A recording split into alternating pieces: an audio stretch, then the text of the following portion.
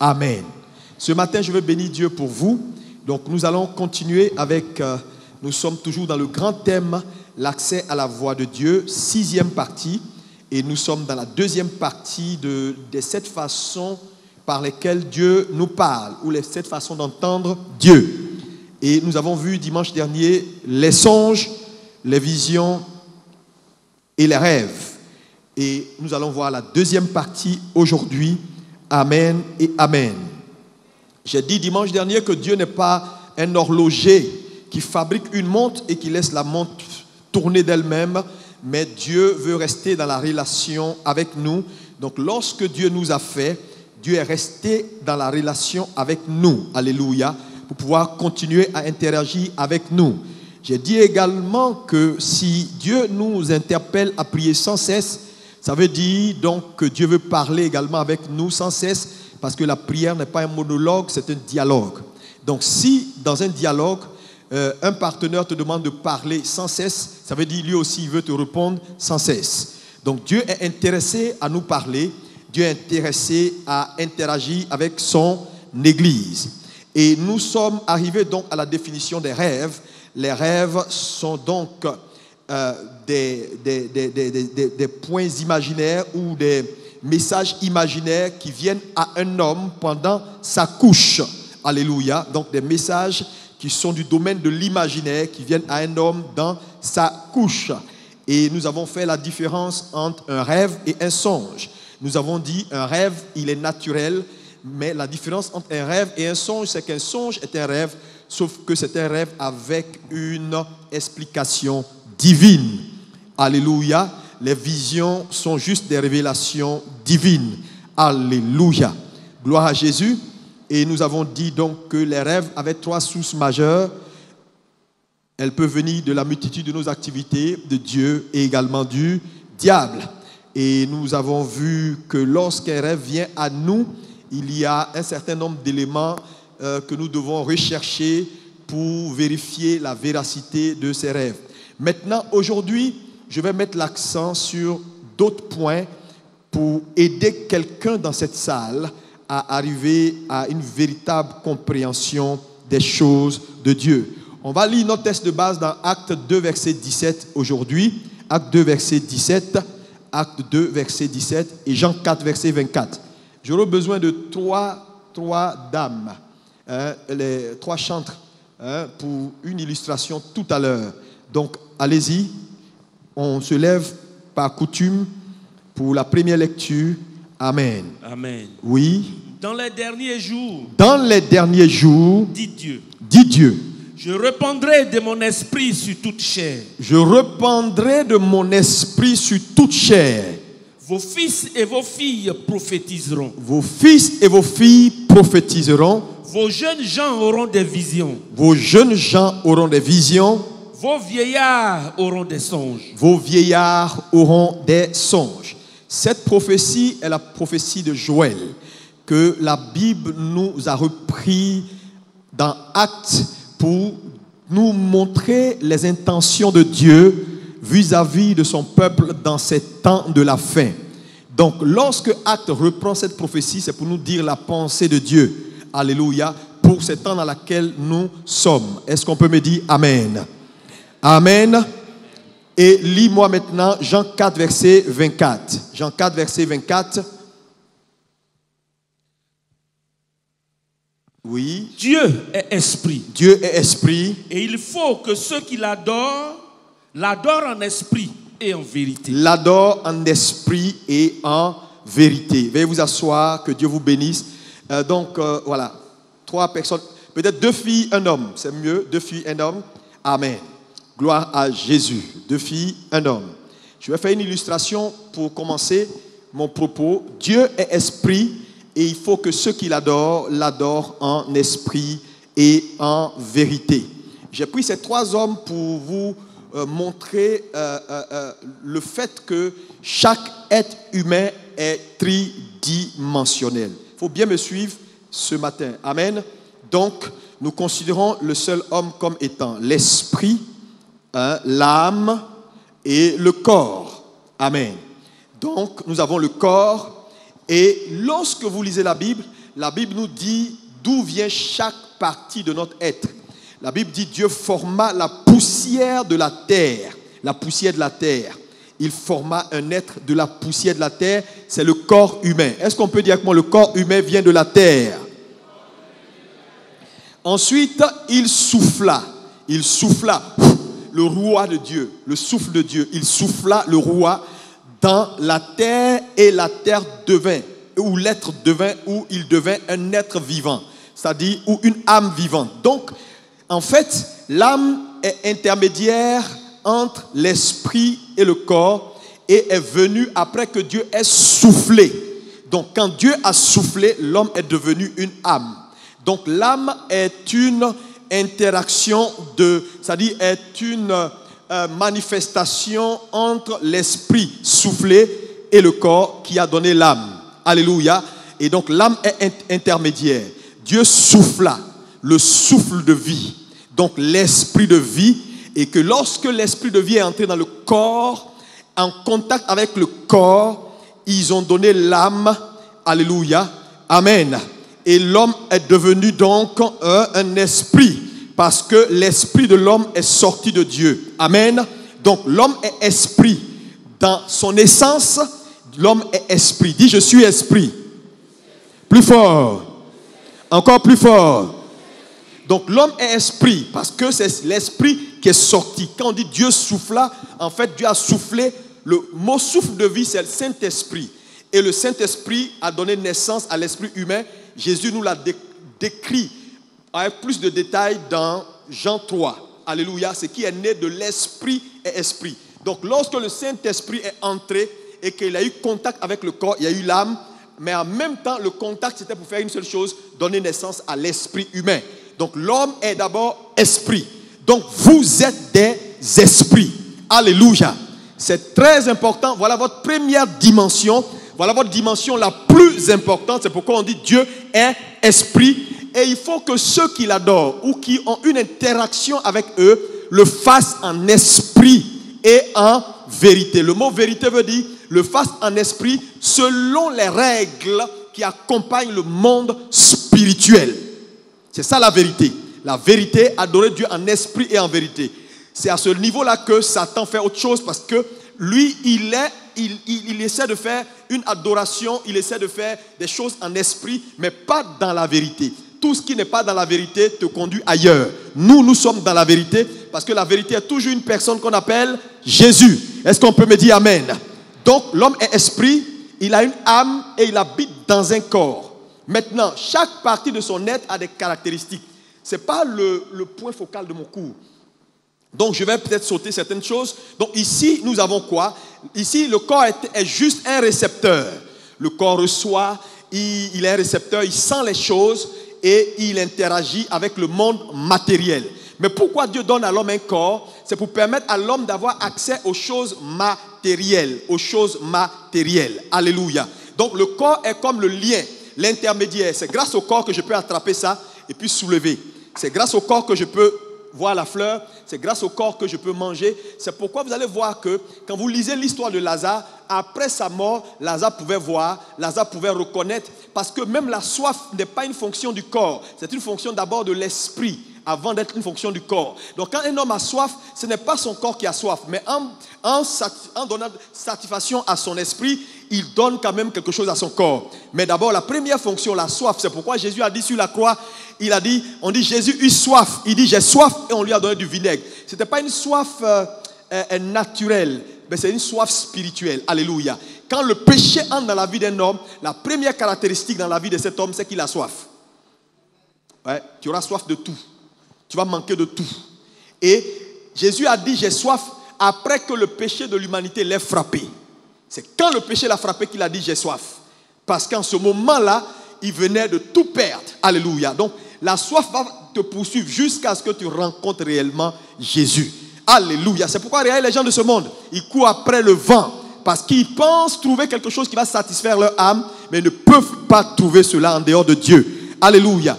Maintenant, l'âme ici est le siège des sens, sensations, sentiments, intellect. Et toutes ces choses-là sont dans notre âme. Alléluia. Notre subconscient, tout ça est dans l'âme. L'intellect. L'âme est l'intermédiaire. Donc, la Bible dit la transformation du corps vient par le renouvellement de l'âme, de l'intelligence qui est dans l'âme. C'est pourquoi l'âme est essentielle, frères et sœurs. L'âme est essentielle. Je dis bien essentielle. Véritablement essentielle. Si vous négligez cette partie de vous là, il y a beaucoup de choses que vous allez rater. Alléluia. Parce que l'interprétation de tout ce qui vient d'ici, de votre esprit, transite par là. Si ici, les choses ne sont pas en leur place, frères et sœurs, vous allez voir tout de travers. Vous allez voir tout de travers. Amen. Maintenant, je dis ces choses pour vous amener à une explication importante. Pourquoi Dieu, donc, a jugé nécessaire d'introduire les rêves et les songes dans l'histoire de l'humanité en général? Pourquoi Dieu a décidé de le faire? Quand vous voulez étudier un concept ou une vérité biblique, il ne faut pas juste étudier la vérité biblique, il faut la placer dans son contexte. Cette affaire de rêves et de songes, frères et sœurs, fatigue aujourd'hui des milliers de chrétiens parce que les gens ont enseigné sur cette vérité, mais n'ont pas placé les choses dans leur contexte. Ça fait que nous avons beaucoup de messages, beaucoup d'interprétations, beaucoup de diseurs de bonne aventure, beaucoup de choses qui sont en train de garer l'Église. Quelle était la pensée de Dieu au départ? Dieu est esprit et il faut que ceux qui l'adorent en esprit et en vérité. Maintenant, ce que je veux que vous puissiez savoir, Dieu est un bon Père qui vous aime. Dis avec moi, Dieu m'aime. Qui est convaincu que Dieu l'aime? Oh, il faut que tu sois convaincu. Hein? Dieu t'aime sérieusement. Non, non, non. Il est prêt à tout. Donc, Dieu va établir le rêve ou les songes comme un moyen d'avoir accès à nous par défaut. Je vais vous expliquer. Regardez par exemple, un homme est donc tripartite. Alléluia. Maintenant, Dieu sait que le corps qui est là, la partie de l'homme qu'on appelle le corps, est une partie qui est essentielle parce que c'est elle qui a affaire avec les affaires humaines, c'est elle qui interagit avec les choses de ce monde.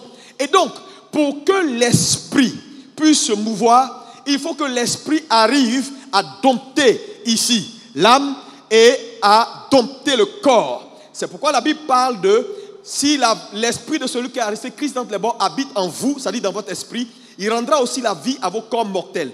Mais nous savons que le Saint-Esprit qui est en nous essaie souvent de rendre la vie à nos corps, mais ne parvient pas pour plusieurs ou n'arrive pas véritablement à injecter cette vie-là parce que les activités au niveau de l'âme et au niveau du corps sont tellement intenses. Donc, puisque Dieu veut nous aider, Dieu a établi les rêves et les songes comme un mode de transmission d'un message dans l'ancienne alliance. Bien que le rêve et le songe soient naturels, parce que l'homme est fait d'un subconscient qui est ici. Donc, par exemple, si celui-là entame une réflexion importante sur un sujet donné, quand il va aller dormir, celui-là va dormir. Le corps ici sera couché, alléluia, il sera couché. Mais les deux là, ils ne dorment pas, parce qu'ils ne sont pas venus à partir de la poussière de la terre. Ils sont venus à partir du fait que Dieu a soufflé. Donc, ici, c'est des entités qui ne dorment jamais. Donc, Dieu fait quoi? Dieu se dit, bon, ok, celui qui est le problème dans la vie de l'homme, la troisième partie de l'être humain qui est le corps et qui est souvent tellement en activité et qui empêche que je puisse avoir accès aux deux là. Maintenant, lui, il a commencé une réflexion, il va aller dormir. Mais quand celui-là dort, ce n'est pas tout. Les deux là ne dorment pas. Donc, il peut prolonger la réflexion même dans son sommeil. Il peut continuer à réfléchir et à faire certains plans dans son sommeil. C'est ça le subconscient. Donc, il y a des choses qu'on emmagasine dans notre subconscient en fonction de l'exposition qu'on fait de celui-là, de notre âme. Est-ce qu'on peut me dire amen?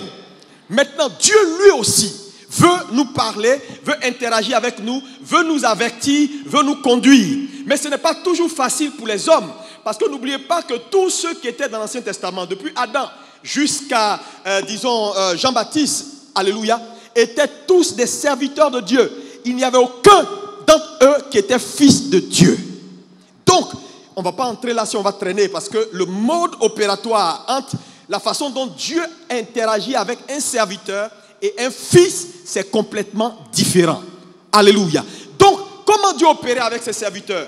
quand il veut avertir, il veut parler à ses serviteurs, il faisait quoi? Il attendait à ce que les gens dorment pour que celui-là soit dans un sommeil profond.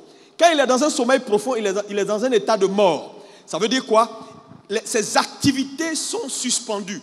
Et quand ces activités sont suspendues, alors Dieu peut avoir accès à ceux-là, à ces deux-là, pour pouvoir, c'est-à-dire mettre ou implanter un message pour que lui, à son réveil, il puisse déjà dans son subconscient se rappeler que, oh, mais j'ai eu un rêve, je me voyais à Jérusalem sur la montagne des Oliviers, et puis après, j'ai vu un ange me donner une épée. Voilà, Dieu veut lui communiquer un message, donc il reçoit le message. Mais en temps normal, Dieu sait que lui, il est tellement actif que si je dois communiquer un message d'avertissement ou donner un signal pour quelque chose qui est utile et urgent à faire pour la prochaine étape de sa vie, je ne pourrai pas s'il ne dort pas.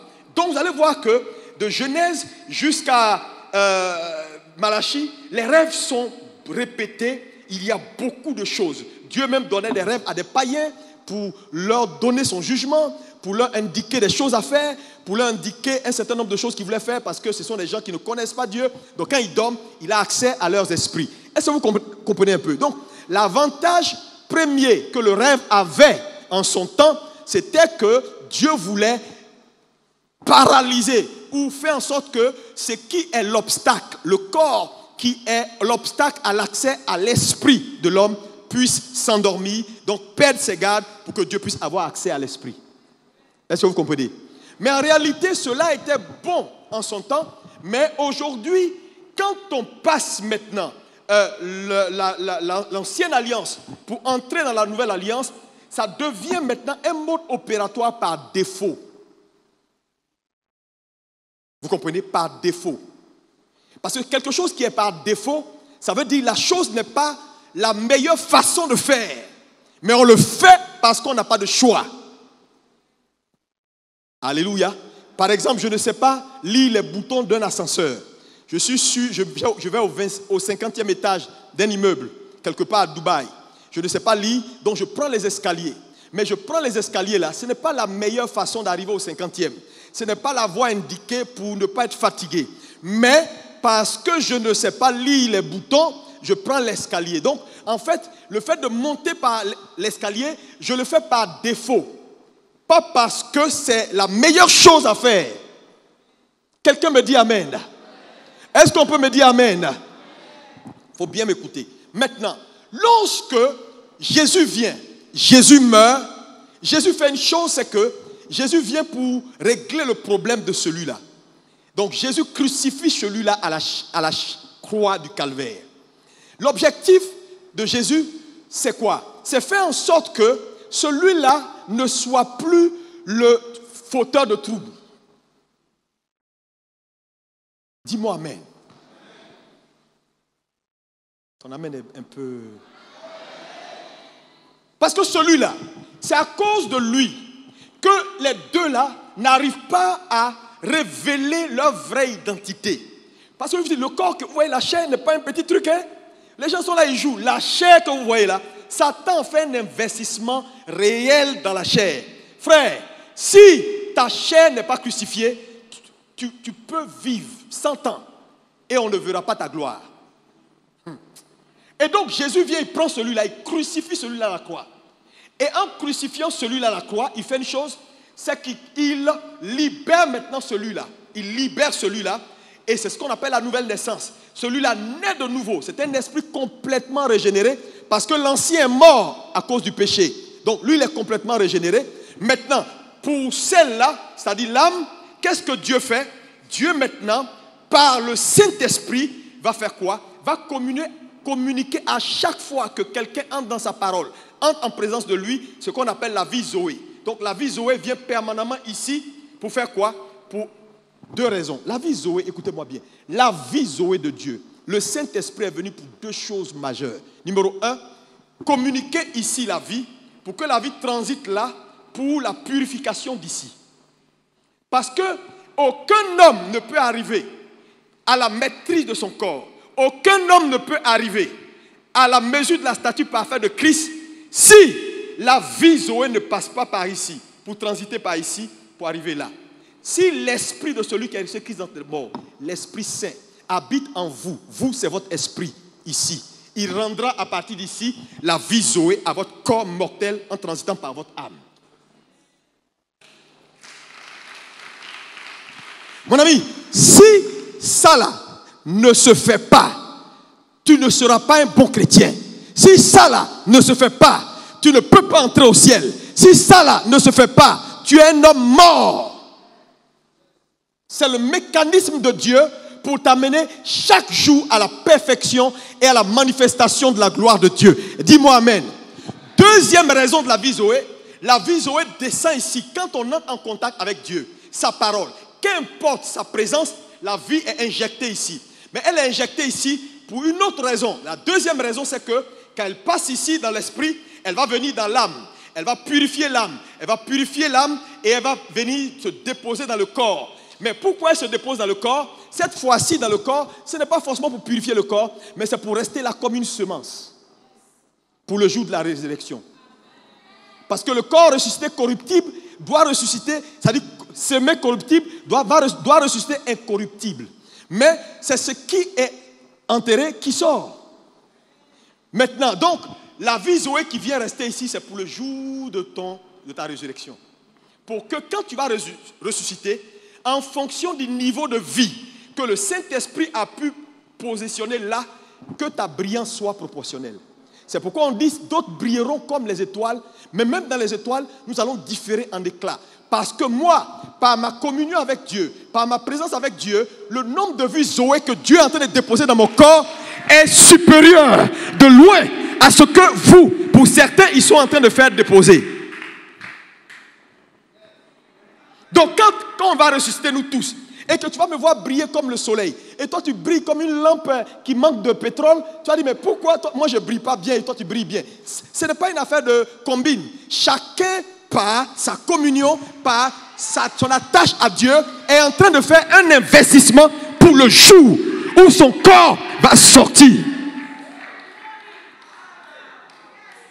C'est pourquoi quand on te dit de ne pas jouer ta vie, c'est ça en fait. C'est ça. Le problème c'est que lorsqu'on livre son corps au péché, alors si tu avais emmagasiné 50 tonnes de vie Zoé, à cause de tout ce que tu fais, quand tu livres ton corps au péché, les 50 tonnes de Zoé vont passer à 15 tonnes. Parce que le péché a la capacité de voler la vie.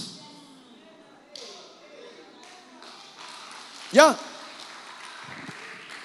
Est-ce que vous comprenez? Donc le problème de Jésus c'est celui-là. Jésus règle son problème parce que Jésus espère qu'après ma résurrection, il n'y a plus de problème. Ils ont le Saint-Esprit qui leur communiquera la vie, mais j'ai auparavant paralysé le corps.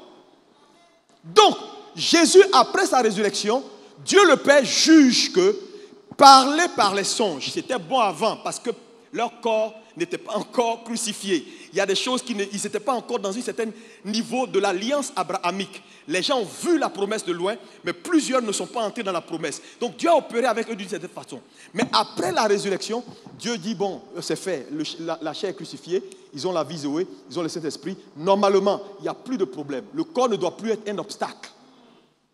Donc, parler par songe, qui était un moyen par défaut d'avertir, de conduire, parce que j'avais pas de choix. Jésus n'était pas encore mort pour crucifier le corps. Donc le corps était un obstacle majeur.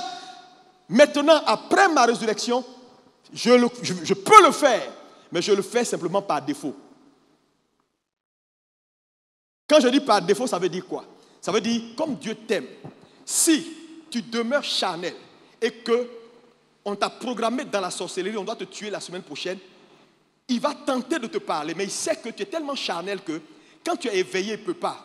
Il va choisir de venir la nuit pour avoir directement accès à ton esprit par un songe. Mais en fait, quand il le fait, c'est pour t'avertir, pour te sauver. Mais ce n'est pas parce que c'est la voix qu'il aime.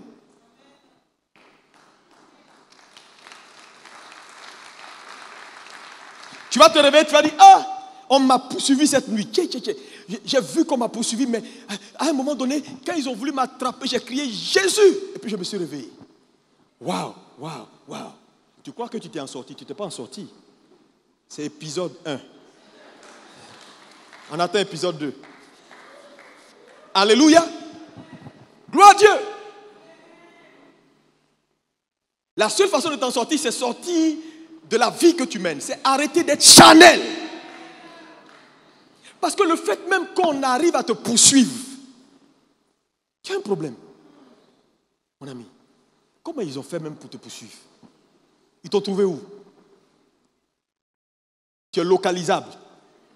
Ah là, ça veut dire que tes radars ne sont pas bons. Donc le songe devient quelque chose, quand elle est fréquente sous la nouvelle alliance, ça devient un signal de l'état spirituel du monsieur qui reçoit. Ce n'est pas un état de spiritualité. Je te dis la vérité. Il n'y a pas de problème. Si tu penses que c'est ta voie privilégiée, bon, ok, vas-y, continue. Moi, ça ne me gêne pas. Je dis aux gens, vous qui m'écoutez, tu n'es pas d'accord, crois ce que tu veux croire. Mais il ne faut pas venir sur ma page pour discuter. Discute sur toi-même ta propre page. Moi, c'est ce que je crois et je vais donner les points bibliques clairs, qui sont immuables. Maintenant, merci. Est-ce qu'on peut les acclamer? Maintenant, regardez ici. C'est très important. Allons maintenant dans une étude importante. Quand vous prenez le mot rêve et songe, pour tous ceux qui ont des moteurs bibliques de recherche, je peux t'autoriser.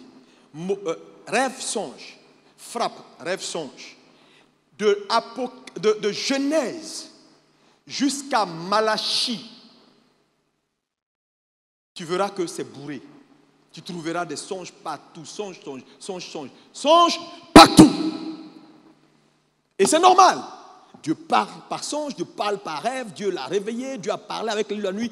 Je ne voulais même pas donner les versets parce qu'il y en a tellement.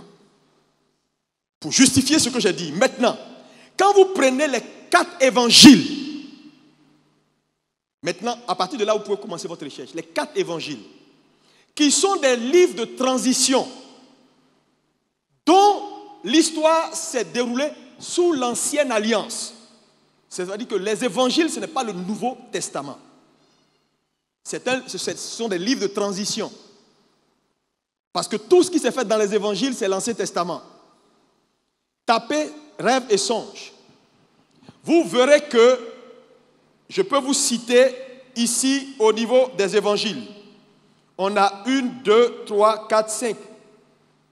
Au maximum 6 fois où on a parlé de rêve ou de songe. Ça peut se répéter dans Matthieu. Quand tu prends Matthieu, ça peut se répéter. Il y a les mêmes scènes peuvent se répéter dans Luc, dans Marc. Mais je prends la scène de façon globale. Si elle s'est répétée ou pas. Donc on peut seulement dans les 4 évangiles trouver 5 à 6 fois seulement où dans un contexte donné, il y a eu un songe ou il y a eu un rêve. Pas plus. Mais c'est normal parce qu'on est encore sous l'ancienne alliance. Maintenant, allons dans le Nouveau Testament qui a commencé avec Actes, le jour où la mort du testataire s'est faite et où le Saint-Esprit est descendu. Quand vous prenez Actes jusqu'à Apocalypse, mettez rêve ou songe. Il y a un seul verset de la Bible, de Actes à Apocalypse, qui parle de songe. Et c'est Acte 2, verset 17 que nous avons lu, qui est un transfert de Joël 2 pour donner la pensée de Dieu dans les temps de la fin. Ça m'a choqué. J'ai dit, mais attends. On ne voit aucun mot songe ou rêve de Acte à Apocalypse, si ce n'est Acte 2. Prenez vos recherches, vos moteurs de recherche. Si tu trouves, tu me dis, je vais t'expliquer dans quel contexte. Mais moi, je trouve ici, dans les Épîtres, dans le Nouveau Testament, Acte 2, verset 17. Maintenant, à partir du Nouveau Testament, les seuls mots qui apparaissent, c'est vision. Quand il s'agit pour Dieu de se révéler à quelqu'un, de parler à quelqu'un, que ce soit dans sa couche, dans son éveil, c'est le mot vision. La notion de rêve et de songe disparaissent. Donc vous allez voir que quand vous prenez le Nouveau Testament, on a Acte 10, Acte 12, Acte 10, Acte 9, Acte jusqu'à Galates, 2 Corinthiens, jusqu'à tout est vision. Le verset 17, oui, verset 17. Verset 17. Du Acte 10. Tandis que Pierre ne savait en lui-même que penser du sens de la vision qu'il avait eue, voici les hommes envoyés par Corneille, s'étant informés de la maison de Simon, se présentaient à la porte. Va Acte 11, verset 5. Il dit, j'étais dans la ville de Jopé, et pendant que je priais, je tombais en extase et j'eus une vision. Va dans Acte 12, verset 9. Pierre sortit et le suivit, ne sachant pas que ce qui se faisait par l'ange fut réel, et s'imaginant avoir une vision. Acte 16, verset 9. Pendant la nuit, Paul eut une vision. Donc pendant la nuit, on aurait pu dire Paul eut un songe. Mais on n'utilise plus ces mots-là dans la Nouvelle Alliance. Oui. Acte 18, verset 9. Maintenant, Acte 18, verset 9. Le Seigneur dit à Paul en vision pendant la nuit. Il dit à Paul en vision pendant la nuit. Apocalypse 9, verset 17. Et ainsi, je vis les chevaux dans la vision. Et je vis les chevaux, ainsi de suite. Donc quand vous prenez le Nouveau Testament, vous allez voir qu'on nous parle de vision. Mais c'est normal. La Bible dit dans Acte 2, verset 17 qu'on a lu, parlant de la prophétie de Joël, que dans les temps de la fin, dans les derniers jours, je répandrai de mon esprit. Vos jeunes gens et quoi? Lis-moi ça. Oui, vas-y. Oui. Dans les derniers jours, oui. Dieu, je répandrai de mon esprit sur toute chair. Oui. Vos filles et vos fils prophétiseront. Donc, dans les temps dans lesquels nous sommes, ce qui est la panacée de l'Église, c'est la prophétie. Quand je parle de la prophétie, ce n'est pas être forcément dans le ministère prophétique, mais c'est être un peuple prophétique. Alléluia. Et je vous ai fait la différence entre opérer dans le ministère prophétique et être un chrétien prophétique. Alléluia. Oui, continue, il dit... Vos jeunes gens auront des visions. Vos jeunes gens donc auront des visions. Donc, ce que Dieu attend de vous, c'est que vous puissiez rêver de nouveau. Quand on dit rêver de nouveau, que vous ayez des visions. Alléluia. Là où la vision a tari, que de nouvelles visions viennent. Parce que la vision dans la vie d'un homme est la raison de la présence dans la vie de cet homme. Une vie qui manque de vision a perdu Dieu. C'est pourquoi c'est la caractéristique de ce temps de la fin. Alléluia. Maintenant, il fait une brèche pour dire quoi? Vos vieillards, auront des songes. Auront des songes. Et les vieillards, c'est ceux qui ont grandi en âge. J'ai bien dit en âge et en maturité spirituelle et qui sont arrivés à un point où ils ont la capacité d'interpréter avec exactitude les symboliques dans les songes.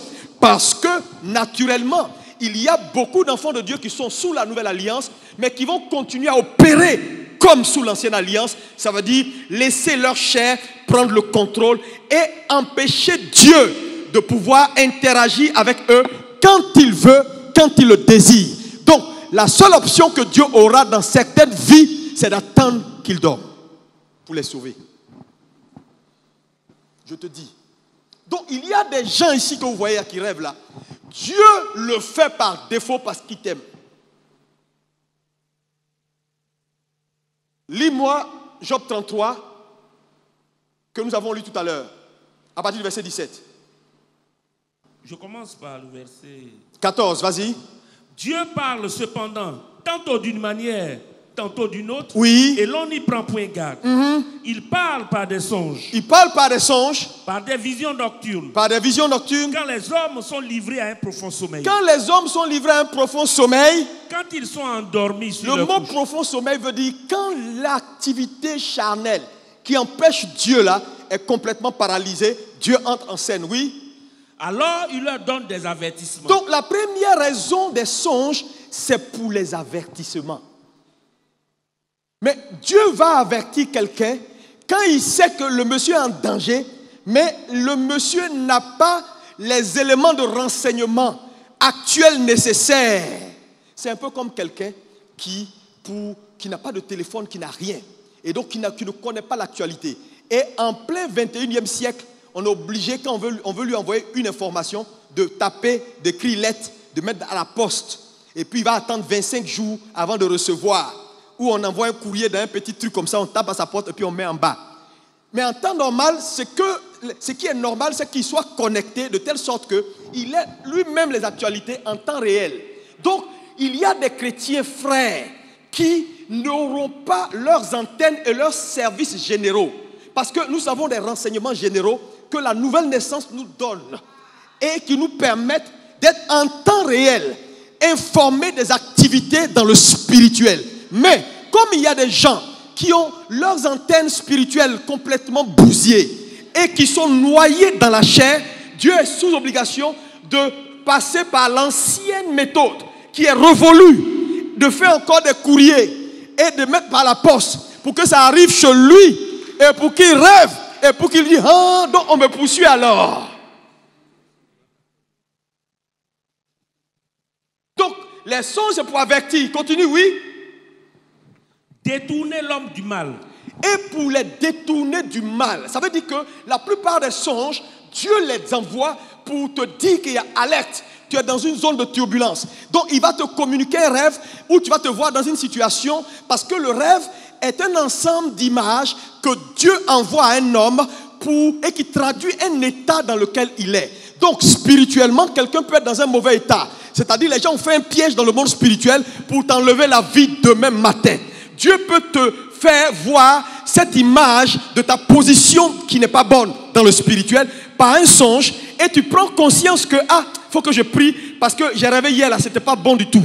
C'est comme si on m'a poignardé. C'est comme si on m'a poignardé au moins 3 fois et puis je suis mort. Et tu te réveilles, tu commences à prier. Mais un homme spirituel n'a pas forcément qu'on lui envoie un songe où on l'a poignardé. Parce qu'on ne peut même pas l'atteindre. Alléluia. C'est un homme qui a ce qu'on appelle advanced knowledge. Avant même que le piège ne soit établi, son esprit qui a grandi a la capacité de percevoir dans le monde spirituel et d'envoyer les antimissiles. Est-ce que quelqu'un peut me dire antimissiles là? Que Dieu t'aide. Frère, tu sais, souvent, quand il y a des dégâts collatéraux, ça veut dire que tu as manqué de surveillance. Parce que quand Satan vient faire palabre là chez toi, ça veut dire que tu n'as pas eu assez de surveillance pour le maintenir dehors. La volonté de Dieu, c'est qu'il n'y ait pas de dégâts collatéraux. Parce que dans tous les cas de figure, quand il arrive à entrer dans ta maison, à infiltrer ton système, il aura, même si tu l'as sorti, il aura ce qu'on appelle les dégâts collatéraux. C'est pourquoi vous devez grandir. Dis-moi amen. Donc quand on dit que les songes ne sont pas la voie prioritaire, la voie prioritaire de Dieu pour parler, ça ne veut pas dire que Dieu ne parle pas par songe. Il le fait, mais il le fait en urgence. Et donc moi je ne peux pas mettre ma vie sur quelque chose qui se fait, qui est de l'urgence en fait. Maintenant si tu veux faire, tu continues. Hein? Maintenant, on a vu ici que dans l'ancienne alliance, les songes, il n'y a pas de problème.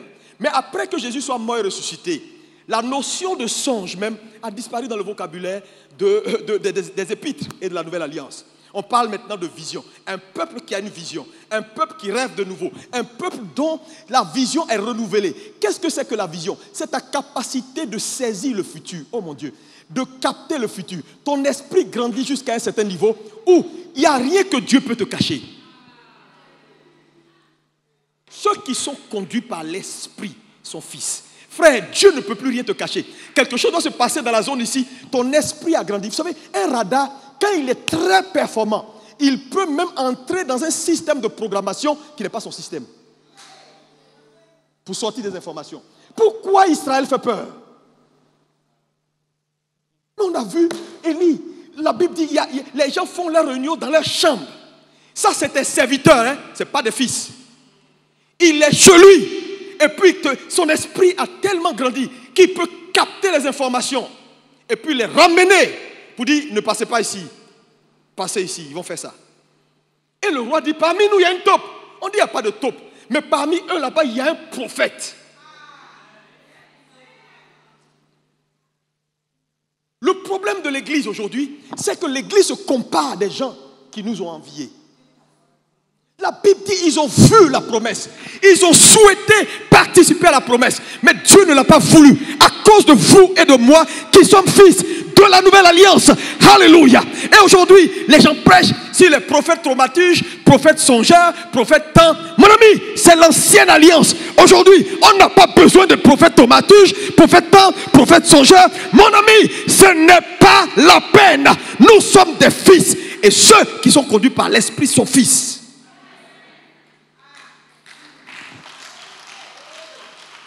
Alléluia.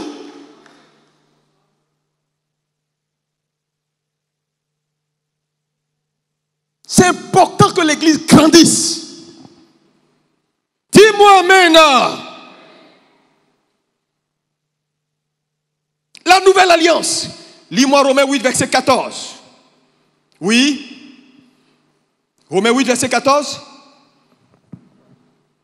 Romains 8, 14. Car tous ceux qui sont conduits par l'Esprit de Dieu sont fils de Dieu. Sont fils de Dieu. Alléluia. La Bible dit l'onction que vous avez reçue maintenant, vous qui êtes dans la nouvelle alliance, vous qui êtes fils. Cette onction vous enseignera désormais toutes choses. Ça veut dire quoi? Tu n'as pas besoin qu'un songe vienne t'apprendre quoi que ce soit. Mais l'onction que tu as qui est en toi, attendez, comment Christ peut être en toi? La plénitude de Dieu. Dieu se déporte en toi.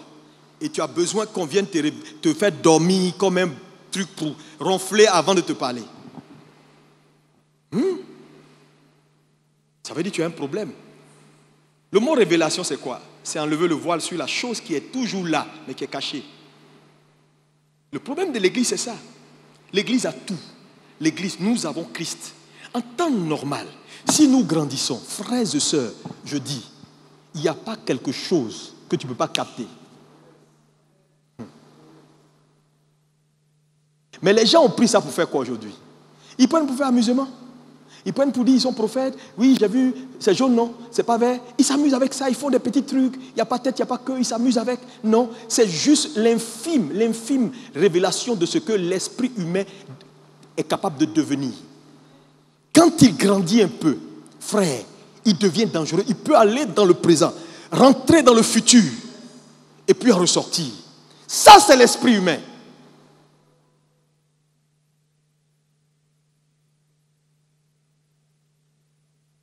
Regardez Jésus.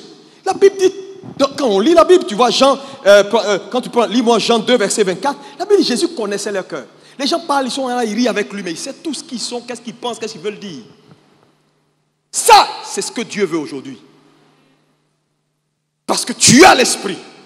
Et quand on est conduit par l'esprit, on est fils. Ça veut dire quoi? Les fils ont une caractéristique, pas les serviteurs. Ils sont conduits par l'esprit. Ça veut dire quoi? Dieu privilégie le témoignage intérieur au témoignage extérieur. C'est très, très important, Église. Est-ce que quelqu'un peut me dire Amen fort? Maintenant, je te dis une chose encore pour que tu me dises. Donne-moi une seule référence dans la Bible où on nous dit Jésus eut un songe ou un rêve. Et Dieu l'interpréta pour lui. Ce qui n'a pas été pour Jésus bon n'est pas bon pour toi. Non, je dis, si un seul de ces gens qui militent pour que les gens puissent rêver comme ils veulent et puis attirer les messages comme ils veulent là, peuvent me démontrer qu'une seule fois dans sa marche, Jésus a rêvé. Parce que tu sais, si c'était la voie ou une voie que Dieu approuve, il allait sortir ça une fois même dans la vie de Jésus. Parce qu'il est le modèle, il est le chemin, il est celui que nous suivons. Jésus a vécu 33 ans et demi sur terre, a accompli son ministère, a réalisé des exploits pour Dieu, a sauvé l'humanité en étant connecté sur l'Esprit de Dieu. L'Esprit en lui. Alléluia. Jamais on nous a fait état de ce qui s'est passé dans le sommeil de Jésus une seule fois. Ce n'était pas utile. Dieu le contacte même quand il mange. Dieu peut le contacter même quand il court. Dieu peut le contacter même quand il parle. Donc Dieu n'a pas besoin qu'il dorme d'abord. Dormir est son temps de repos. La Bible dit souvent il alla même se reposer un peu pour récupérer des forces. Ce n'est pas dans ce temps où il va récupérer des forces qu'on va venir le perturber avec des songes. Ceux qui avaient ça là, c'est les Jacob là. Parce qu'ils n'écoutaient personne. Ils ont besoin de dormir pour qu'on leur montre qu'il y a échelle, qui monte, qui descend. Que ici c'est la porte du ciel. Jésus n'avait pas besoin. Si Jésus était à Bethel, il saurait que c'est Bethel. Mais Jacob, il a fallu qu'on lui dise, on lui montre des trucs pour dire, ah, donc ici est Bethel.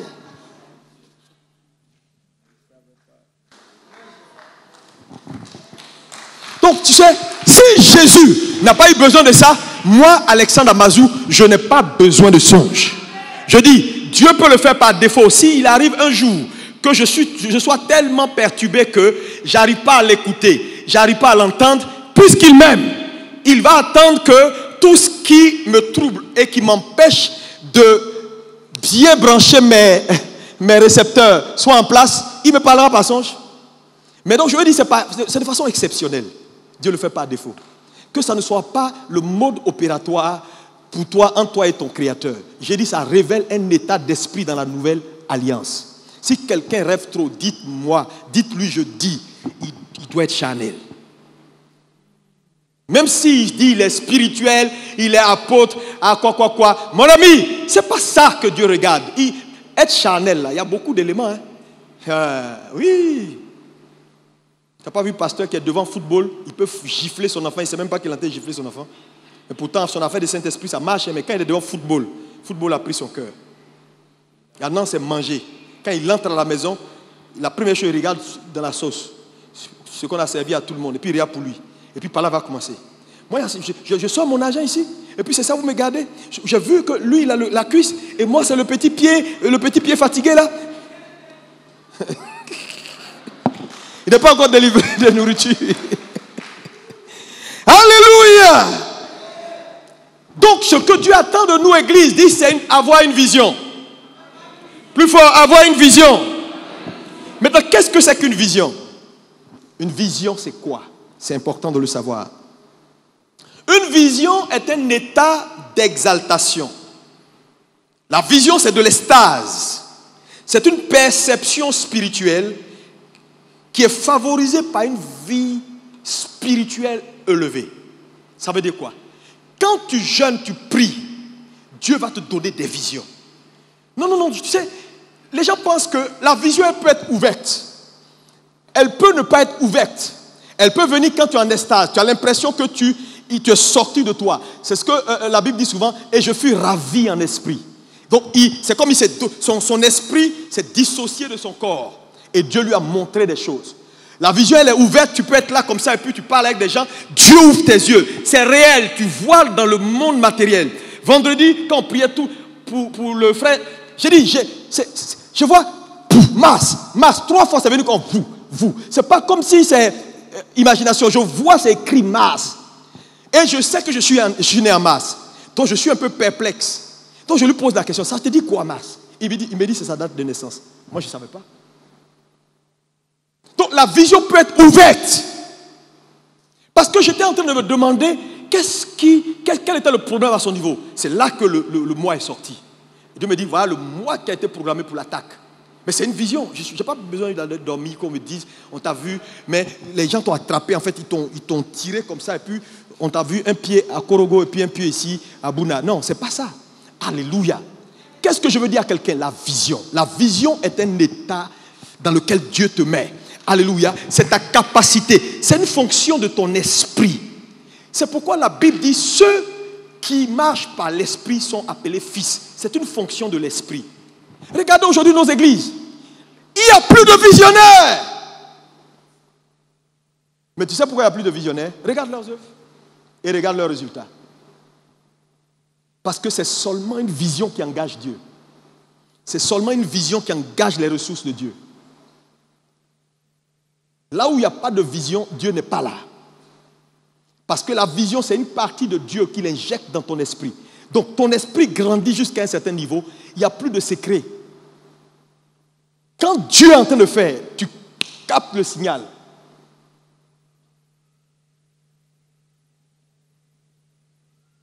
Oh my God. Alléluia, alléluia, alléluia. Est-ce que quelqu'un peut acclamer Jésus? Vos jeunes gens auront des visions.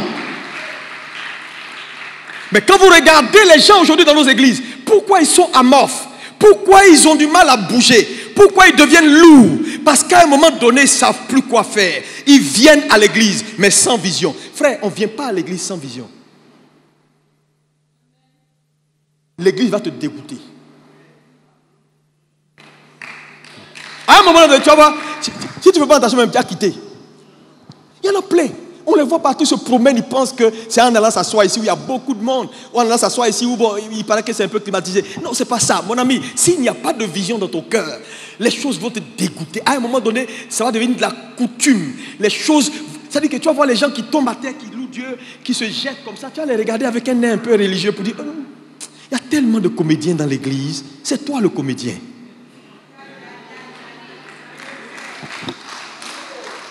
Tu n'as plus de vision. Dieu est réel. Dieu se suit par objectif. On suit Dieu par objectif. Les objectifs peuvent à long terme, à court terme et à moyen terme. Il y a un foyer fade parce qu'il n'y a même pas de vision. Le monsieur ne rêve plus. Comment son foyer va être bien? Il cohabite. Tu vas parler, il est là, il ne bouge pas. Il ne fait pas rêver sa femme. Il ne fait pas rêver ses enfants. Parce que la vision est contagieuse.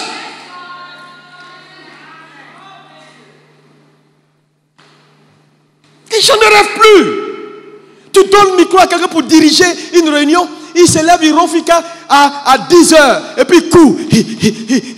Bon, on s'est fait. Mon ami, tu vas échouer.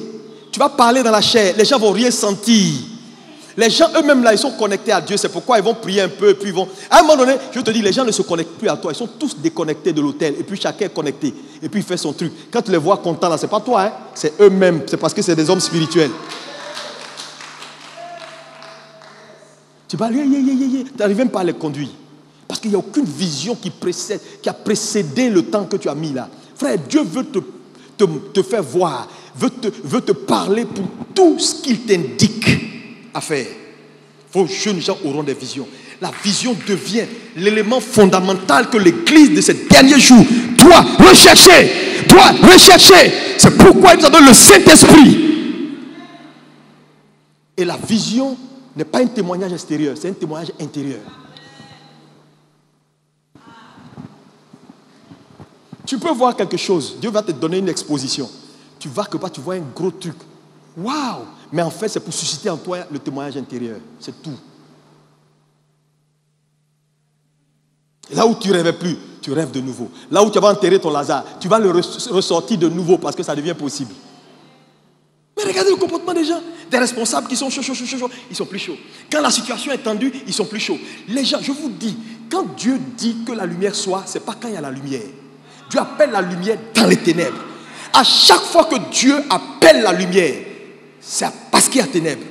Les gens qui attendent à servir Dieu quand tout va bien. Les gens qui attendent quand là, ils ont plein d'argent, l'économie va bien. Et aujourd'hui, la situation du pays est bloquée. On voit les vrais serviteurs de Dieu. On voit les vrais diacres, les vrais anciens, les vrais responsables. On les voit, les vrais pasteurs. Je n'ai pas, c'est difficile, je ne peux pas venir, c'est loin, il paraît que.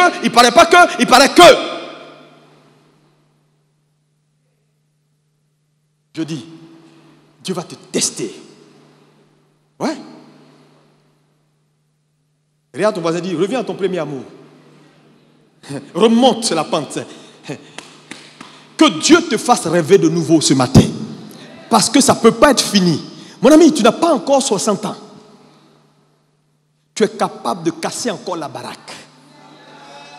Oh, que ton amen soit fort si tu le crois.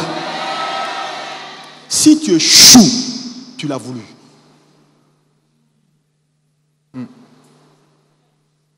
Parce que si Dieu te donne un rêve, il te donne une vision. La provision précède la vision. Yeah. Dieu n'achève pas. Dieu ne commence pas ce qu'il n'a pas achevé.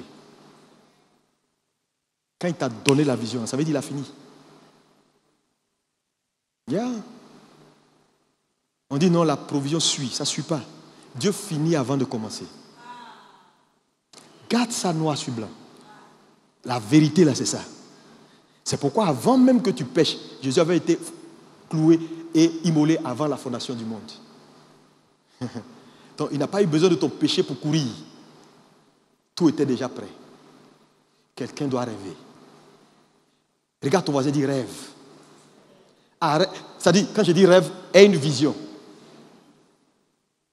Arrête d'être un songeur.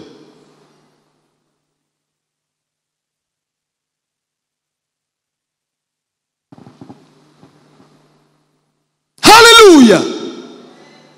Les visions que Dieu va vous communiquer ont 3 voies majeures. 3 voies. Une vision vient toujours par révélation. Ça, c'est une voie. Elle peut être ouverte. Tu reçois un flash dans ton esprit, tu vois un truc, tu dis waouh, Dieu, le ciel s'est ouvert, j'ai vu des anges, j'ai vu ça. C'est une révélation fracassante. Dieu peut le faire et Dieu le fera pour toi. C'est une voie. On peut le voir dans Acte 26, verset 19. La vision reçue par révélation. Deuxième voie par laquelle Dieu envoie une vision dans la vie d'un enfant de Dieu dans la nouvelle alliance. Dieu te communique la vision également par conviction. Ici, je te donne le texte de l'Ancien Testament et un texte du Nouveau Testament. Néhémie 1, verset 1 à 4. Néhémie décide d'aller rebâtir les murailles de Jérusalem. C'est une vision. C'est un projet. Mais c'est un projet, il n'a pas reçu ça d'un rêve ou par vision ouverte. C'est né dans son cœur que tu dois le faire, cela, parce que Dieu l'approuve. Et il ne pouvait plus dormir à partir de ce jour-là. C'est devenu un fardeau. C'est passé de la conviction au fardeau. Il est allé voir le roi pour dire, roi, si tu veux chasser mon mère, il faut que je parte. Ma vie est rythmée par ce que je ressens maintenant là. Donc il reçoit une vision par conviction. Dans le Nouveau Testament, c'est Paul. Paul, oui, l'apôtre Paul. On l'a lu ici avec Paul embarqué dans la navigation pour Chypre. Et on voit que Paul, à un moment donné, tout est prêt. Paul reçoit une vision, pas ouverte, mais par perception. Il est convaincu, quelque chose prend son cœur, son esprit perçoit, capte un signal. Ça ne s'explique pas. Et il dit au centenier, cher centenier, est-ce qu'on peut ne pas partir? Parce que je perçois qu'on ne va pas arriver, tout le monde va mourir. On dit, oh, quitte là, on va consulter. Allez, propriétaire du navire, oh, c'est bon. Capitaine du bateau, parfait, c'est le meilleur bateau du siècle. La foule, allons-y, nos parents nous attendent. Le bon sens, le soleil est là, tout est là, la mer est calme. Dès qu'il lève l'ancre, quelques minutes plus tard, le vent, et tout le monde commence à périr. Le même est obligé de prier pour les sauver. Donc il y a des visions, il y a des projets que Dieu va mettre dans ton cœur par conviction. Voilà ce que Dieu veut faire. C'est pourquoi je ne sais pas qu'est-ce qui t'a abattu. Tu es là, ta vie est devenue fade. Quand on te regarde, on perd la foi.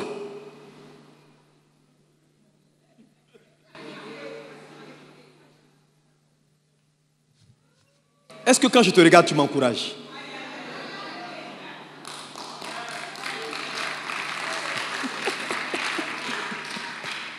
Non, tu sais, c'est-à-dire, quelqu'un doit te regarder et puis il est encouragé de continuer la lutte. Même ton apparence a pris un coup. Tu n'es plus challengé. Tu viens à l'église maintenant en haillons. Je n'ai plus d'espoir. Si Dieu veut envoyer l'homme, qu'il envoie. Tu ne t'habilles même plus pour venir à l'église. Tu n'es plus challengé. Mais enfin, finalement, tu cherches quoi? Déjà, le signal que tu donnes à la vie, c'est ce que la vie te rend. Vous croyez que dans la vie, tout est semence. Continue à t'habiller comme un vaurien. Continue à faire ce que tu veux. Et puis trouve les autres, ils exagèrent, c'est des gars, Chanel, ils sont tout le temps en train de payer des trucs chers, ou on n'a même pas besoin de payer des trucs chers. Non, mais tu vis avec le Saint-Esprit. La Bible dit, le roi de gloire siège dans ta maison. Jette un coup d'œil sur ton lit que tu as laissé ce matin avant de venir. Regarde ta chambre. Je t'envoie un peu à la maison. C'est quand tu vas aller maintenant là, tu vas aller courir. Tout est mélangé. Ça dit que si je dis après le culte, je vais chez toi maintenant, direct dans ta chambre. Il y a des gens qui ont dit, pasteur, il ne faut même pas essayer ça.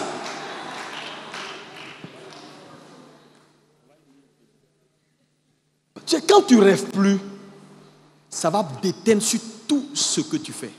Même sur tes amitiés. Tes amis vont ressentir que tu ne rêves plus. Là où avant, quand ils doivent venir comme ça, tu faisais café. Maintenant, quand ils viennent, tu es en train de dormir. Et puis ils sont assis là et quand ils disent, je dormais. Je vous ai reçu, ça m'a envoyé où?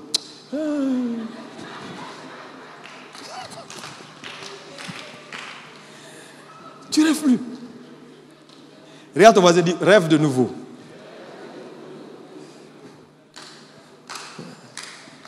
Alléluia, nous sommes dans la saison des visions.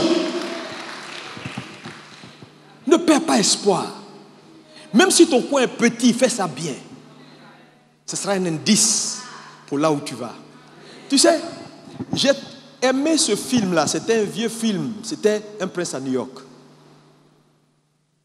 Ce qui m'a marqué, la leçon que j'ai aimée dans ce film, c'est un vieux film, avec Eddie Murphy. C'était quoi? C'est que un prince reste un prince. Le monsieur est allé à New York. C'est-à-dire, on lui a trouvé une femme dans son royaume. Mais une femme soumise qui crie, quand il dit chien, elle fait À un moment donné, il dit, tout ça, là, ça l'énerve. Il veut aller chercher sa propre femme. Donc, il s'est déguisé en pauvre. Il a coupé tous ses attributs de prince. Il a pris de l'argent. Il est allé avec un de ses serviteurs. Il est allé dans le quartier le plus pauvre. Les gens ont volé ses affaires. Il a pris la chambre même. Il a demandé la chambre la plus. Il s'est couché là. Et personne ne savait. Il allait travailler dans un fast-food. Mais à chaque fois, le propriétaire du fast-food, c'est-à-dire le monsieur balait avec aisance.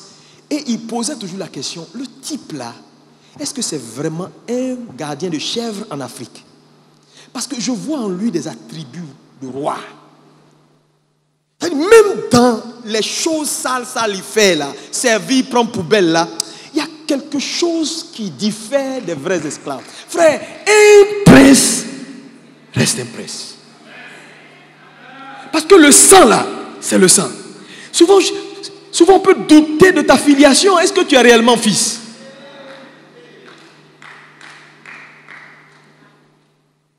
Il y a des gens là, on ne sait pas s'ils sont fils. Ou ils se sont mélangés. Ils ont pris la peau de brebis, là, ils ont mis, mais ils ne sont pas fils. Jusqu'à ce qu'il trouve une femme. Le jour où il a décliné son identité à la femme, elle s'est fâchée. Il dit non, il fallait que je le fasse pour que celle qui va m'aimer ne m'aime pas pour ce que j'ai, mais pour qui je suis. La vie est un mystère. Rêve de nouveau. Tu vas voir que face même à l'adversité, tu auras une approche différente de ceux qui sont autour de toi. Face à un futur incertain, tu auras un comportement différent. Pourquoi? Parce qu'un rêveur est conduit par ses rêves, pas par les circonstances. Il ne vit plus de l'extérieur vers l'intérieur, mais de l'intérieur vers l'extérieur. Donc les choses qui se passent autour de lui l'affectent peu. Regarde comment tu es devenu. Regarde ton langage. Regarde comment tu as perdu la beauté. Regarde comment tu es en train de te mourir. Pour une affaire de quoi? Il n'y a personne qui mérite que tu sois comme tu es actuellement là.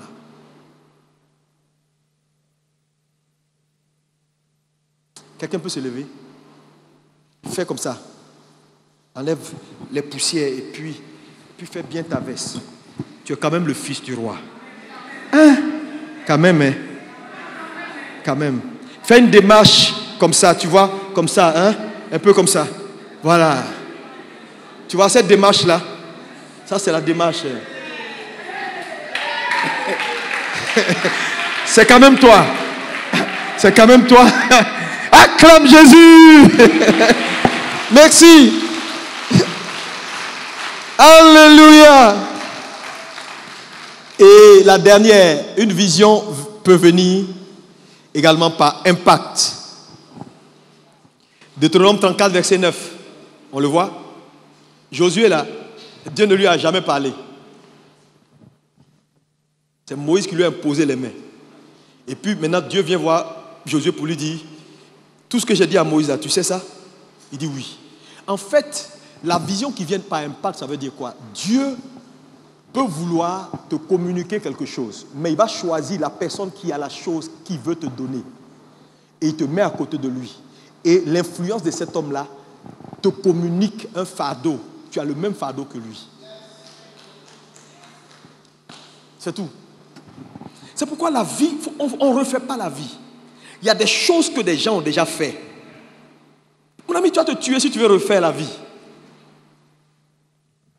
Tu vas t'exposer à quelque chose. Mais en fait, il veut que la chose t'impacte pour que tu aies la vision de la chose. Donc, la vision vient par impact. Donc, 3 voies majeures où Dieu va te communiquer la vision. Ça veut dire quoi? Ça veut dire que si tu n'as pas eu un grand rêve ouvert, où tu as vu des anges descendre, ce n'est pas grave. Quelqu'un qui l'a vu, que Dieu le bénisse. Si toi, tu as reçu par conviction, que Dieu te bénisse. Quelqu'un qui l'a reçu par son père spirituel, qui a imposé les mains, que Dieu le bénisse. C'est la même chose. Mais on a tellement privilégié le sensationnel que quand quelqu'un dit, je marchais et puis un coup, ça s'est ouvert. Et j'ai vu l'archange Michel venir et il me dit, tu es le futur grand évangéliste de Côte d'Ivoire. Quand il dit ça, tout le monde dit, c'est bien pour lui. Oh. Et toi, tu es là, tu dis, à force de travailler un moment, Lise, l'amour de l'évangile, d'évangéliser est entré dans mon cœur. Ça devient fardeau. Maintenant, je ne peux pas faire une seconde sans parler de Jésus. Tu trouves que ça, c'est charnel? Ce n'est pas charnel, c'est Dieu. C'est une vision importante. La vision, vous savez, la vision, ce n'est pas forcément des grandes choses. Frère, il y a des choses élémentaires que Dieu veut que tu fasses. Ça devient ton style de vie. C'est ça qui va être le catalyseur du doigt de Dieu, qui va faire qu'on ne peut pas te toucher dans ta vie. Quelqu'un qui est là et puis il n'aime pas voir les veuves souffrir.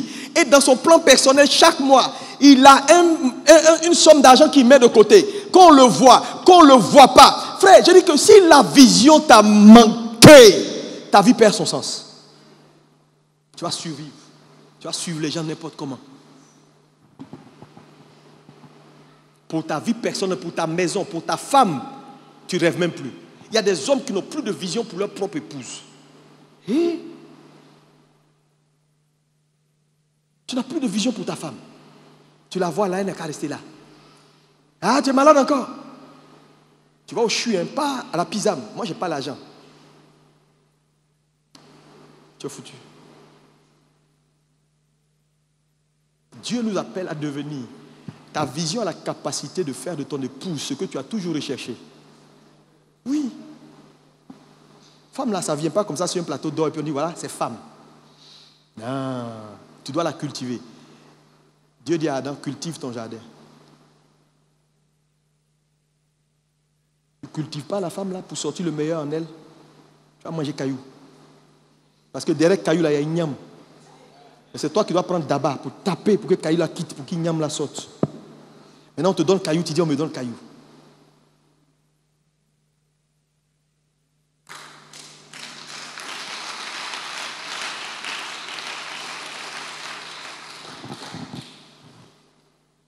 Est-ce qu'il faut parler de ce point? Je vais vous donner quand même les points pour interpréter une vision, un songe. Parce que c'est une possibilité que Dieu envoie un songe par défaut. Mais si par extraordinaire, tu n'as pas été assez lucide que Dieu est passé par ton rêve, voilà comment tu dois comprendre et interpréter pour saisir la voix de Dieu dans ce que tu as reçu. Numéro 1. Comment interpréter un songe? Tu vas voir que c'est tellement compliqué même qu'il faut prier Dieu pour qu'il ne passe pas par là-bas. Numéro 1, lis-moi Proverbe 25, verset 2. On va aller rapidement pour boucler. Oui, vas-y. Proverbe 25, verset 2. La gloire de Dieu, c'est de cacher les choses. C'est de cacher les choses. La gloire des rois, c'est de sonder les choses. Donc nous les rois, notre gloire, c'est de sonder les choses. Ça veut dire quoi? Dieu nous appelle à sonder, à examiner. C'est pourquoi la Bible pouvait dire, alléluia, Dans 1 Thessaloniciens 5, verset 21, examinez toutes choses et retenez ce qui est bon. Ça veut dire quoi? Dieu ne sera jamais fâché si tu sondes. Donc, la première attitude que tu dois avoir dans l'interprétation d'un songe, quand tu reçois un songe par défaut, alléluia, il ne faut pas le négliger. Sûrement, Dieu n'a pas pu t'alerter. Ton esprit n'était pas au meilleur de sa forme pour capter l'information. Dieu qui t'aime a jugé bon de passer par la voie, c'est-à-dire la voie de secours pour t'avertir. Prends le songe, examine le songe. Examine le songe. Parce que les songes sont naturels, les rêves sont naturels. Et je l'ai dit, elles ont plusieurs sources. La première source, c'est la multitude de nos activités. Ecclésias 5, verset 3. Et Ésaïe 29, verset 8. On dit, quand tu as faim, que tu dors, tu vas rêver de nourriture, tu seras rassasié dans le rêve. Quand tu vas te réveiller, tu seras frustré. Dans Ésaïe 29, verset 8, c'est écrit. Oui. Comme celui qui a faim rêve qu'il mange. Rêve qu'il mange. Puis s'éveille. L'estomac vide. L'estomac vide. Et comme celui qui a soif rêve qu'il boit, puis s'éveille, épuisé et languissant, ainsi en sera-t-il de la multitude des nations qui viendront attaquer la montagne de Sion. Donc vous voyez ici que donc, la multitude des activités a la capacité de te faire rêver. Donc quand tu reçois un rêve, il ne faut pas automatiquement penser que c'est Dieu. Il faut relativiser. Parce que les rêves ont pour origine nos activités, nous-mêmes. Ce à quoi nous exposons nos âmes peuvent nous faire rêver. Donc il y a des rêves là, quand ça vient dans ta tête, tu te lèves le matin, il ne faut même pas calculer ça même. Jette ça dans la poubelle et puis continue ton chemin. Si c'est Dieu qui veut te parler, frère, il va revenir à la charge. Oui, il ne faut pas avoir peur. Dieu n'est pas un dictateur, c'est un gentleman. Donc examine ton songe. Deuxième attitude à avoir, alléluia, comprenez que les rêves ont des sources. Donc la première source fait 60%. La multitude de nos activités fait 60%. Et la deuxième source qui vient de Satan fait 30%. Alléluia. Et la troisième source qui vient de Dieu fait 10%. Maintenant regardez. Entre 60%, 30%, ça dit près de 90% des rêves, c'est à banaliser et à jeter. C'est ce que la Bible dit. Ça veut dire que ce n'est pas une voie sûre. Dis-moi amen. Maintenant, lis-moi Ecclésias 5, verset 6. Ecclésias 5, verset 6. Regardez ce qui est dit ici, par exemple. Ne permets pas à ta bouche de faire pécher ta chair. Et ne dis pas en présence de l'envoyé que c'est une inadvertance. Oui, va au verset 7. Car s'il y a des vanités dans la multitude des songes, s'il y a des vanités dans la multitude des songes, il y en a aussi dans beaucoup de paroles. Dans beaucoup de paroles. Zacharie 10, verset 2. La vanité de la multitude des songes. Zacharie 10, verset 2. Car les téraphimes ont des paroles de néant. Les devins prophétisent des faussetés. Oui. Les songes mentent et consolent par la vanité. Les songes mentent et consomment quoi? Par la vanité. Par la vanité, oui. C'est pourquoi ils sont errants comme un troupeau. Wow. Ils sont malheureux parce qu'il n'y a point de pasteur. C'est grave, hein? Vous comprenez, vous voyez? Et donc, en deuxième élément, il faut savoir ces statistiques-là et comprendre que la multitude des songes, il y a de la vanité dans la multitude des songes. Donc, il ne faut pas en faire quelque chose de, oui, spirituel. Tu vas aller rester sur Internet, chercher un livre où on dit, quand tu as songé, ils vont fatiguer ton esprit.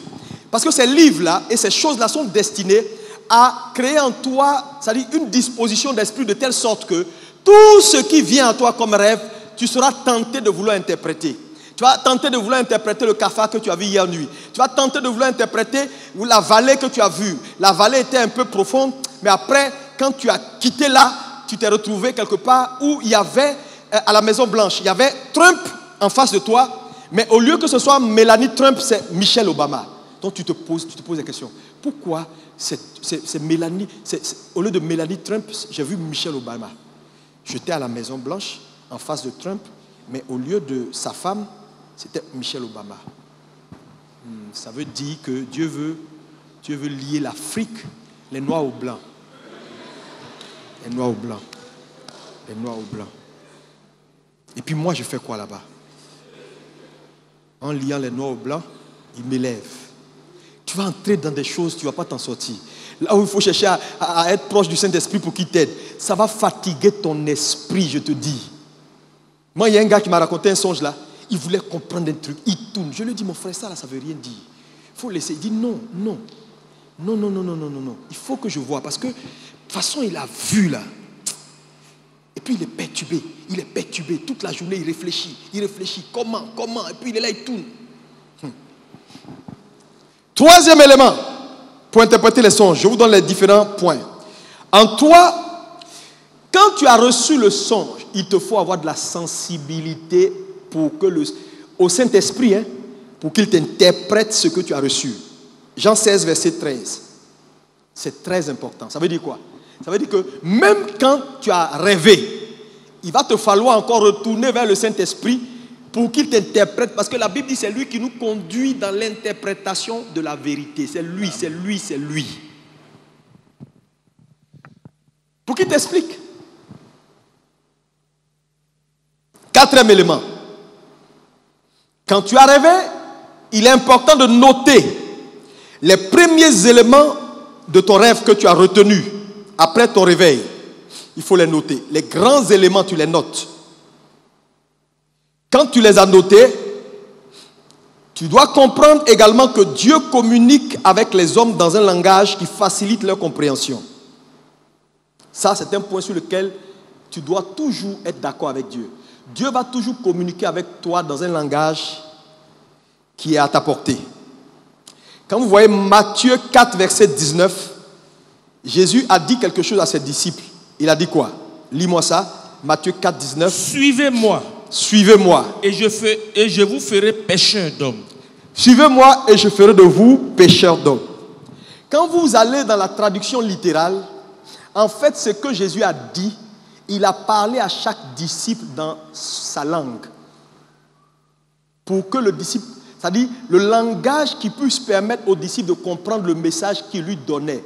Quand il dit « suis-moi », par exemple, si tu es Agni et que je veux que tu me suives, je vais te parler avec les vrais proverbes Agni là. Là, tu comprends de quoi il s'agit et quand tu quittes là, tu me suis vraiment. En fait, c'est ça. C'est de ça que la Bible parle. Jésus s'est adressé à chacun dans un langage qu'il comprenait pour qu'il le suive. Donc, il ne faut pas t'en faire. Dieu n'est pas un dictateur. Dieu n'est pas quelqu'un qui va te donner des choses et puis tu ne comprends pas, tu te tortures et puis il est content. Non! Il va toujours venir à toi, il va te dire les choses telles qu'elles sont pour que tu comprennes. C'est pourquoi les choses compliquées, Dieu n'est pas dedans. Non mais regardez, quand vous étudiez la vie de Jésus, les choses sont si simples. Pour guérir quelqu'un, il veut tu être guéri? Prends ton lit, lève-toi et marche. Le monsieur trouve que c'est trop compliqué. Tu ne m'as pas giflé, tu n'as pas mis huile sur moi, tu ne m'as pas versé l'eau dans mes yeux. Il dit, je n'ai pas besoin de tout ça. Donc tu notes les premiers éléments et cette compréhension-là, tu dois l'avoir. Cinquième élément important, tu dois discerner si le songe t'est destiné ou s'il est destiné à quelqu'un d'autre. C'est très important. Parce que la qualité de ton interprétation va venir par rapport à si le songe t'est destiné ou est destiné à quelqu'un d'autre. Il faut que tu le saches. Il ne faut pas interpréter un songe que Dieu veut que tu le rendes à quelqu'un à ton profit. Tu vas mal interpréter cela. Quand tu as discerné cela, c'est également important de noter toutes les symboliques qui sont dans le songe que tu viens d'avoir en vue de leur interprétation. Par exemple, dans ton songe, tu étais sur une colline. Une colline ou une montagne veut dire quoi en termes de symbolique dans la Bible? Parce que la Bible a beaucoup de symbolique. Et je tiens à vous dire, écoutez-moi, ça c'est très important. Les symboliques bibliques, leur interprétation varie de leur contexte. Ça veut dire quoi? Tu peux voir l'eau. Mais l'eau dans un contexte ne veut pas dire l'eau dans un autre contexte. Ne veut pas dire la même chose. Le vin peut dire quelque chose dans un contexte et va dire autre chose dans un autre contexte. Par exemple, tu as vu une lumière sur une table. L'interprétation peut être différente d'une lumière que tu as vue sur une montagne. Ou bien, quelque part, c'est juste un exemple pour te donner ça, pour que tu comprennes. Donc, ça veut dire simplement que tu dois devenir un expert dans l'interprétation des symboliques bibliques. C'est pourquoi je dis, Dieu a gardé ce truc-là pour les vieillards. Moi, je trouve ça trop compliqué, les gars.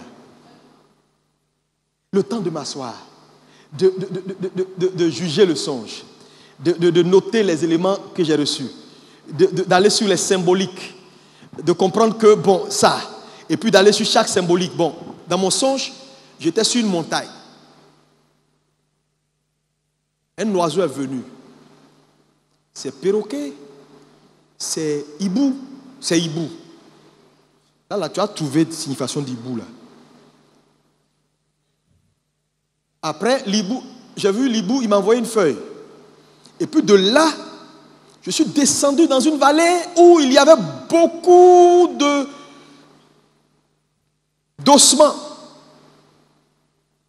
Et puis, une voix a parlé pour dire, je suis là. Interprète. Ça, c'est casse-tête chinois. Tu as fait 3 mois pour perdre ton temps sur ce truc-là. Hibou veut dire quoi dans la Bible?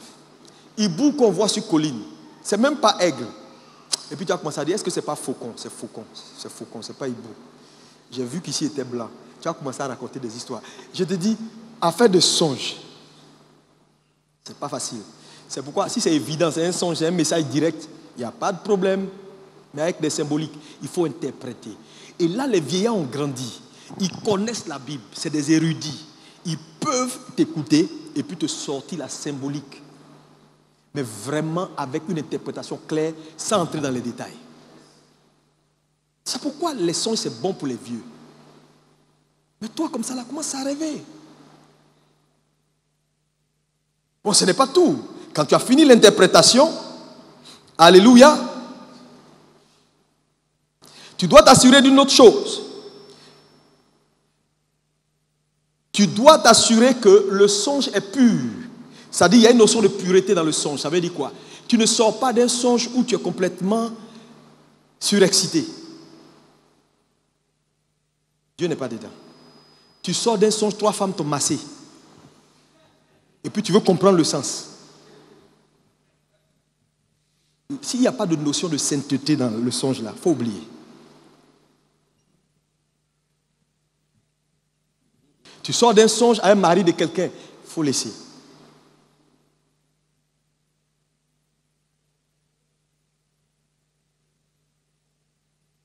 Tu sors d'un songe, tu as mangé, mangé, et puis après tu regardes, c'était ton cousin qu'on a mis dans la marmite. Donc il y a la notion de pureté. Deuxième élément, paix intérieure. Ça, c'est l'état dans lequel tu dois te trouver. Et crainte de l'éternel. Ça veut dire quoi? Un songe qui n'a pas en elle la pureté, la notion de la sanctification, qui ne met pas la paix dans ton cœur, mais qui te trouble jusqu'à un certain niveau. Parce que même si c'est un avertissement, ça va te donner la paix. Tout ce que Dieu fait apporte la paix. Je te dis. Je connais un frère là, on lui a donné un songe. Depuis on lui a donné le songe, il n'a plus eu de paix. Parce que le songe, la personne lui a dit il va mourir et que toutes ses affaires vont se casser et que vraiment, il n'a qu'à prier. Le frère a dépéri, il a maigri, il a perdu le contrôle sur tout. C'est pourquoi les gars qui aiment rêver là, il faut les menacer pour leur dire rêvez, c'est votre droit. Mais ne me mettez pas dans vos rêves. Parce que les gens, quand ils veulent te critiquer là, ils vont mettre ça dans le songe. Quand ils veulent voir que Dieu t'a abandonné, ils vont mettre ça dans leur propre songe. C'est-à-dire, leur propre pensée. Ils pensent que Dieu t'a abandonné. Ils vont aller rêver sur ça pour dire, j'ai vu le pasteur à l'église, mais il tournait autour de la chair en tchakocho. Ça veut dire quoi? Prions pour lui, hein? Comment il peut être mieux? Et puis il y avait un truc comme un courir ici, et puis il faisait comme ça.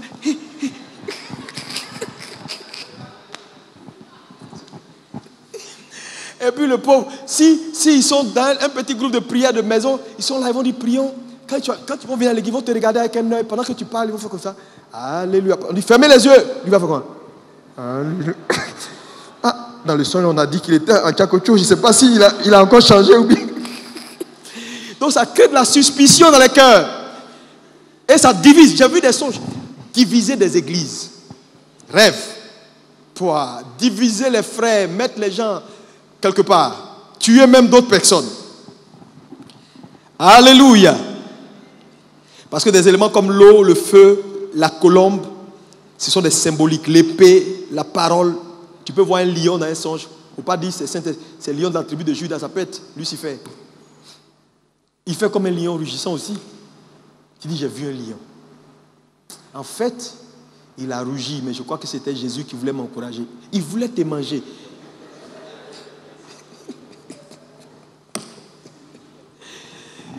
Et pour terminer, quand tu as fait l'interprétation, si Dieu t'a aidé à faire l'interprétation, sois patient. Parce que Dieu fait les choses à son rythme. Si tu as pu avoir l'interprétation, il faut soumettre cette interprétation-là à quelqu'un de plus exercé. Avant d'aller à la pratique de ce que tu veux pratiquer à partir du songe. Donc vous voyez que c'est très très compliqué. Mais pourquoi Dieu met tous ces garde-fous là? Parce que nous sommes dans la nouvelle alliance. On ne peut pas discuter un témoignage intérieur, mais on peut discuter toute autre chose.